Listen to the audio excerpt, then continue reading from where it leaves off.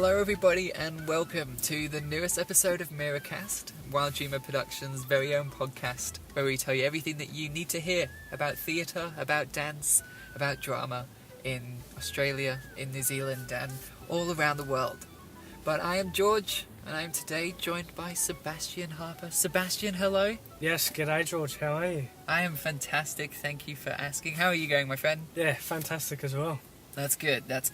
Now, obviously, everyone knows I'm part of marketing and I host podcasts here, but for people who might not know what you do in MEERA, introduce yourself for everybody. Yes, well, I will be playing Teenage Krishna in the upcoming MEERA in Auckland. Very excited about that. I bet you're one of the new cast members in 2019, hey, here on the Gold Coast. Yes, I am, and I found going into the 2019 MEERA production and hearing about all the stories that the 2018 cast had done and about the production that they put on, I was very excited about the whole experience, and I thought, yeah, this is obviously something that I really want to do, and I'm really glad Artie got me into it. So how did you originally hear about MEERA or get into it? Oh, well, funny story actually, because Kelly, who is the scriptwriter, she's known me since day dot, since I was little, and my auntie and her go way back in their dancing and their musical theatre and la-di-da-di-da. Anyway, so Kelly was talking to Artie and trying to find a cast for the 2019, and they held their auditions in Auckland, and they went, we don't have a Teenage Krishna, what are we going to do? Time's running out, we need to start. Anyway, last year, before that 2018 production of MEERA, Artie saw me at a dance Stedford do a national Bollywood dance, and Artie feeling my energy on stage, did the little sneaky, took a few snapshots, took a few videos, and then showed Kelly. And they were like, wow, we should get this. Oh, wait, no, Artie didn't say anything for the 2018. She tried emailing me, but unfortunately I was going away.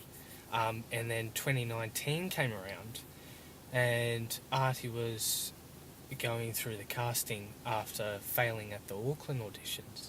And she called up Kelly and went, I have this amazing boy in mind to play Teenage Krishna. And then Kelly was like, oh my god, wow, I've got this amazing boy to play Teenage Krishna as well. And then they were like, oh, no, you go first. And then, anyway, they ended up going, Sebastian, and they were, yeah, anyway, it was just pretty wow. So they both came up with it at the same time? Yeah, I was like, really surprised when Artie told me the story, and I went, wow, it's obviously meant to be. Yeah, so that's pretty much how I got in. And, yeah, I rocked up here one day for the audition, did a little dancey dance, and Artie went, yep, that's the boy I want. There you go. See you next week. And how's it been so far? Because how long have you been with the team now? Oh, it's got to be a couple months, I think. Couple months. And how's it been, like, doing the learning the different scenes and the different dances? Oh, George, I've got to say, the first couple rehearsals, wow, like, just learning, just hearing from Artie about how she wants to construct the story and how she wants to portray it to the world, to normal people, as us artists usually call them. It was quite inspiring and really drew me in, because as soon as I heard her to start saying things along the lines of normal people see Krishna as a god, and like religion is very structured, when in actual fact Krishna is more of what every man should want to be like. So instead of being an entity by himself, he's more of an expression. And then that's how I really, knowing my dancing background and my drama background, I went, wow, alright, I really need to get into the headspace for this. So I started doing my research, I started doing my reading, and then eventually the rehearsals have just gotten easier and easier. And also working along with Zara, that was amazing as well. That showed me that very small world, actually, because she goes to another major ballet studio that I used to go up against in competitions. So knowing her from that, and then seeing her here and working together, it's a bit, oh, okay, the world's really not as big as I thought. Yeah, so you've gone from in one hand almost competing against her to now dancing alongside her on stage. Exactly, yeah. But you mentioned a bit about your auntie doing some theatre, some kind of performing. I know that one of the common trends we've had when we've spoken to a lot of people on these podcasts is when they have someone doing something creative, that then the entire family just ends up doing something creative, and that's just kind of how it spreads. Yeah. But also with you talking about ballet and going against Zara, I'm getting the vibes that this definitely isn't your first dancing gig. No, not at all, not at all. I first started off with in a drama company when I was little. And then anyway, my stepmother was a dance teacher, and she also did dancing, ballroom, Latin, salsa, ballet, jazz, tap, the works. And so I started off in a drama company when I was little, and then I eventually got bored of it because I was just too good. And then she went, right, let's go and take him to a hip-hop class, to a jazz class. Absolutely loved it. I thought it was awesome. And then eventually, over the years, I kept certain dance styles, like up till last year, I still did the hip-hop, which was a big part of my life. I still do the jazz.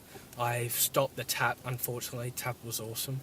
But I'm still going with the ballet, the contemporary, and so I think having that entire background behind me, especially with the drama, is allowing me to really create the Krishna character, but also, this isn't my first gig at one of these big productions. I've worked with Queensland Ballet Company. I did their Nutcracker performance as one of the children in that. I did their main role in their La Sylphide as young France, where the same setup as I'm in now for MEERA, where I had an older version of my character and I was the younger version. So in this ballet, the company had casted an Asian man as the older character, and he had black hair and whatnot. And then, so me being orange haired, I had to have my hair spray painted every time we did it. And so since I was little, I always understood how to form the character, but also understand that I am a character who also is a building block to the next character above me. So I still had boundaries somewhat, but because I guess that's similar to MEERA this year as well. Hey, because you're playing the teenage MEERA, which is the teenage Krishna, which is the middle Krishna in Krishna's life in the show. But there's two other characters, two other performers as well. Is it difficult making sure that your persona sits into that, or do you find that it comes from that time in those past shows that it's easier to adapt and continue that? Well, I think MEERA is quite different to what I've done before, because Krishna is very much a character himself, and then putting such a character spread across three different people in a show is quite... it took me a while to wrap my head around it. I have met the younger Krishna, Heath, who is Zara's younger brother. He's really cool. He's got the idea of the character, and I haven't met the older version of Krishna yet. But what Artie has told me is that Krishna, who he is in the in the texts, in the Vedic literature that I've read, is very much how she wants me to portray Krishna in MEERA. So I kind of went, yeah, okay, good hope. But yeah, I find each age Krishna is in the MEERA production is kind of a tiny bit. Yeah, he changes a tiny bit. So when he's younger, he's more, when he's younger, with the younger MEERA, who's a Shani, it's very, very playful. And then when teenage Krishna is with teenage MEERA, it's a little bit more mature, but still teenage, if that makes sense. And then when it's Artie playing adult MEERA, and then adult Krishna, it's very serious and all hands on deck. So I think knowing that one character needs to be placed across and constructed by 3 different people really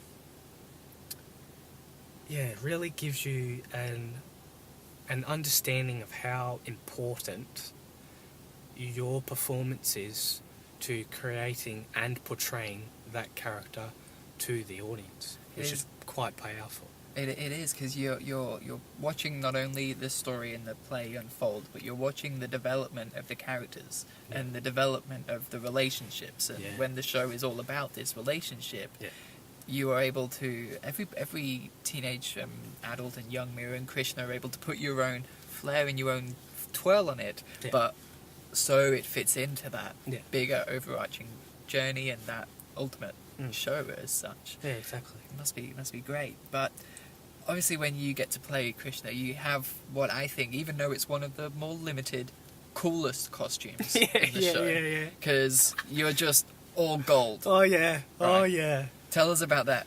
Well, it was absolutely awesome because Artie had shown me photos of what my costume was going to be from when she went over to Auckland and did a photo shoot with adult Krishna. And I went, yeah, wow, this is really cool. Not much costume at all, but still, the makeup makes the costume. So and then we had a photo shoot, I think 2 weeks back. And yeah, that was really cool. That was the first time I ever had full body makeup done like that. So what the makeup artist did my face first, and that was just normal foundation and whatnot, and then got me to stand there, and I was standing there for hours.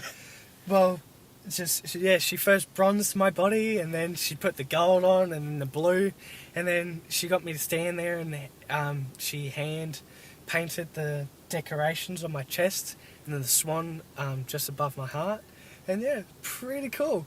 And then once I got into my pants, had all my jewellery on, holding my flute, I was like, wow, this is what Krishna looks like, and this is what Krishna needs to feel like. This is pretty powerful. Yeah, it was really cool. I bet, because it's almost like a suntan on steroids. You're golden and shining with like little blue specks, and you have these such like pristine patterns on your chest. Hey, it's beautiful. They're like embezzled. But have you seen the other Christians? Obviously, you've seen Heath, but have you seen any videos of Paul yet? Obviously he's in Auckland and you're here in Gold Coast. Yeah. Have you seen any videos of him performing yet? Is it getting you excited for the show, or? Yeah, I have seen videos of him performing.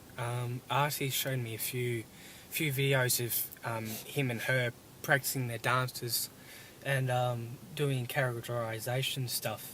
And I've seen the images from in the newspaper and from their big ceremony thing in Auckland a week ago. The launch event. Yeah, the launch event.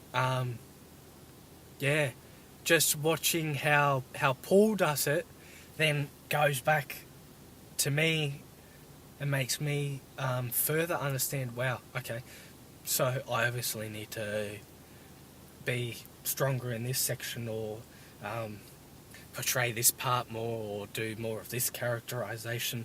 So, and then I am almost a step, a block that Paul is able to step on and then further create the character, further portray the character to the audience. It's like you're all a foundation that is building upon one another. Yeah, exactly. More. And do you have any dialogue in the show? Do you have any lines? Yes, I do. I have a few lines with Zara, which is very little, but still constructing. It may not be much, but it's still very constructing to the whole storyline of the production. Yeah. Yeah, because I know that I don't think Krishna actually said almost a single word last year, so we're seeing lots of changes in the show, and I guess this is just another one of those. But we spoke to Zara, who is recently your who is your dance partner. Yeah. And you mentioned a bit about your dance history, but have you danced with Zara specifically before? Is this the first time? No, this is the first time. So this is this is a very, very big learning curve.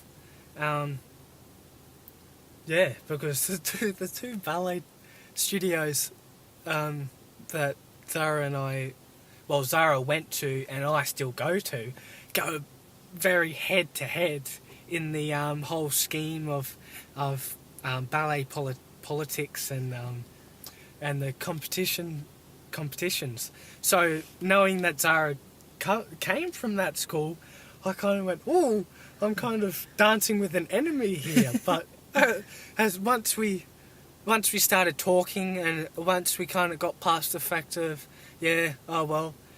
ballet politics is politics. Forget about that. Once we're on stage, we're here to do our job as individuals. Knowing Zara was in the same headspace as I is quite powering, and I think I respect that, and she respects me as well. But yeah, when it's time to dance, it's time to dance with Zara. No mucking around. Yeah. And do you have anything else going on outside of MEERA with your dance school? Yeah. I've got a few competitions coming up for my dance school, which will mean less time taken away from my private time, which is very less because I'm having to fast track grade 12. Because fortunately, very excited about this. I will be going to Germany in this September for a full-time scholarship to the John Ballet School in Stuttgart. So that will be for 2 years. Very excited about that. Wow. Very excited. And for those of us, me included, who don't know much about that school, tell us quickly about it. Well, John Cranko Ballet School was founded many, many years ago by John Cranko himself, who was a famous ballet dancer. And anyway, he ended up creating this school. And this school, over the years, ever since him, has achieved the reputation of having the greatest boys come out of that school. It is the greatest ballet school to send your boys, because the training is that amazing. But of course, girls go to this school as well, and they're obviously absolutely amazing. But the best school for boys in ballet. And is that where you want to do ballet? Oh yeah. Well, yes and no. Ballet will be my main focus, but I love the lyrical and I love the contemporary. Especially, Zara, what I find working with Zara is that we're both, we have both the same mindset, because she's also a choreographer as well, she choreographs K-pop dances, which I found a little quirky and kind of cool. But then I started watching her videos, and she showed me her videos, and I went, wow, this is actually really good choreography.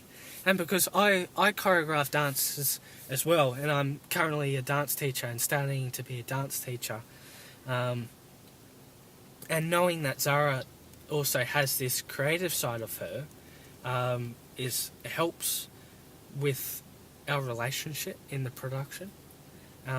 It allows you to almost bounce and work off each other and grow that way. Yeah. Like you mentioned just ever so briefly then about you doing dance teaching. I was almost sure for a fact that you couldn't fit anything else in your schedule, and then you were just dropped ever so casually that you also teach. Yeah. What's happening there? Well, I've been for my certificate in dance teaching and management. All of last year, I had to teach a certain amount of hours in a certain amount of dance styles. So I grew to become a dance teacher. I expanded on my dance teaching abilities and my choreographic abilities. And this year, the planets have kind of aligned, and I've been getting jobs to go, oh, my daughter or my son has this solo. Can you please look at it? And I'll pay you for it. And I'm like, well, okay, thank you.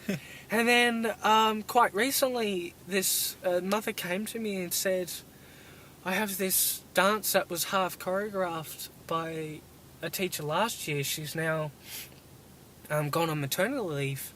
Can you please have a look at it? And I went, yeah, no worries. And she goes, can you please finish choreographing, cleaning it, and bloody blah.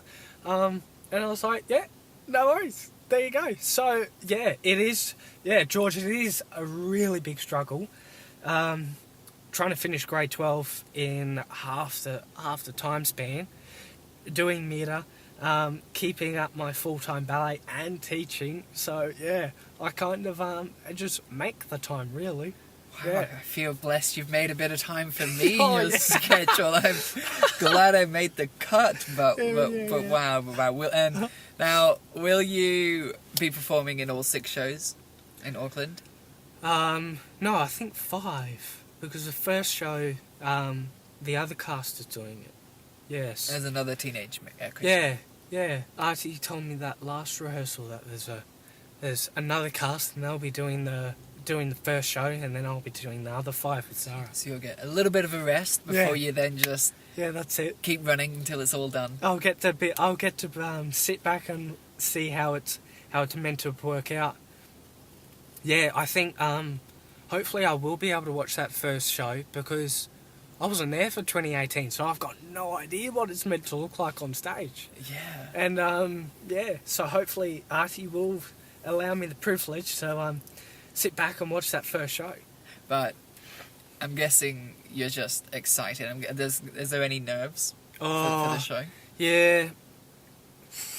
With me, I don't really get nervous on the lead up to it, but once I'm backstage, full makeup, lines going through my head, choreography going through my head, standing there next to Zara, the nerves will hit, or the butterflies will hit.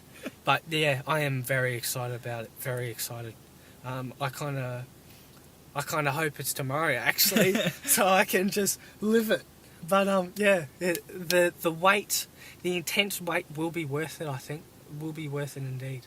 It absolutely will. And for everyone who doesn't know, you can get tickets now. They are available on our website. Everyone should go and buy them, hey? Oh, definitely. It's going to be a fantastic show. Artie is such an amazing woman and so inspirational.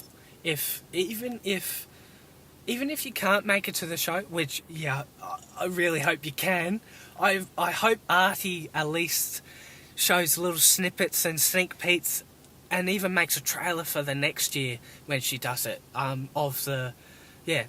Makes little snippets and creates a trailer, because just seeing everything and the way Artie constructs MEERA as a character, it's almost as if the spirit of MEERA goes into Artie when Artie is in the studio. It's that amazing, and you just stand back there and go, wow, this is really cool. This is intense. The whole show is just breathing that story and that emotion. I can't wait to be part of it. It's going to be amazing. It will, and it's actually on the long weekend, so if anyone is looking for anything to do on that Friday, Saturday and Sunday, we'll be there showing in full force. Everyone from Sebastian to Artie to Zara to the whole Wild Dreamer team. But get your tickets now, and you can meet me, you can meet Sebastian, and watch the show that everyone is talking about. But thank you, Sebastian. No, thank you, George. Very good. Thank you. It's been great talking to you. And thank you, everybody, for listening. We'll talk to you soon.